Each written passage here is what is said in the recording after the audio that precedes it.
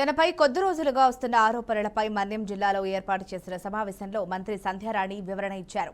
కొద్ది రోజుల క్రితం తన కుమారుడు పిఏ సతీష్లపై త్రివేణి అనే మహిళ తప్పుడు ఆరోపణలు చేయడం వల్ల మానసిక క్షోభను అనుభవించామని మంత్రి అన్నారు.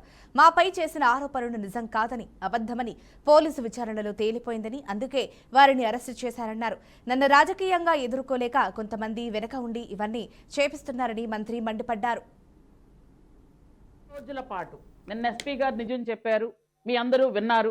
ఈరోజు పేపర్లో వచ్చింది, నిన్న టీవీల్లో వచ్చా.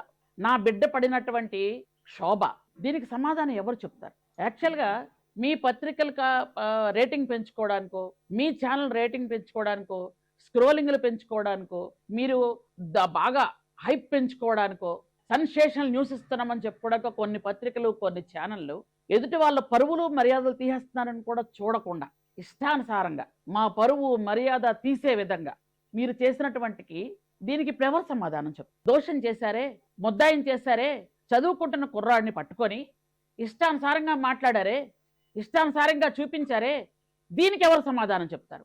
మీరందరూ కూడా చూశారు, ఎస్పీ గారు మార్ఫింగ్ చేశారు వీళ్ళు అని. మీకు ఎవరికైనా తెలుసా అసలు మార్ఫింగ్లు అంటే ఏంటో? అంటే ఎంత పరిజ్ఞానం ఉందో చూడండి. అంటే ముసుగేసుకొని తిరిగినంత మాత్రాన అమాయకురాలు కాదు అని అర్థం. ముసుగేసుకొని వచ్చి కొన్ని చూపిస్తే, అంటే ఎంత విఘ్నులైనటువంటి మీ విలేకరులు కూడా ఒక మెసేజ్ చూపించగానే అది ఎక్కడి నుంచి వచ్చింది, ఎవరు పంపించారు, అసలు కరెక్టా కాదా అని చూడకుండా మీ ఛానళ్ళ కోసం, మీ పత్రికల కోసం మీరు ఇష్టానుసారంగా బుల్లెట్లని, స్క్రోలింగ్లని అవి ఎంతో సెన్సేషనల్ వేసుకున్నారు కదా మీరు. ఈరోజు పరిస్థితి ఏంటి మరి? అంటే ఒక ఆడపిల్ల చూపిస్తే అది నిజమైపోతుందా? అంటే కిలాడీ లేడీలు ఉండరా మన రాష్ట్రంలో? ఇప్పుడు చూడట్లేదా మనం? ఎవరో ఆవిడ తాలూకా ఫ్రెండ్ నిన్న చెప్పారు పోలీసులు.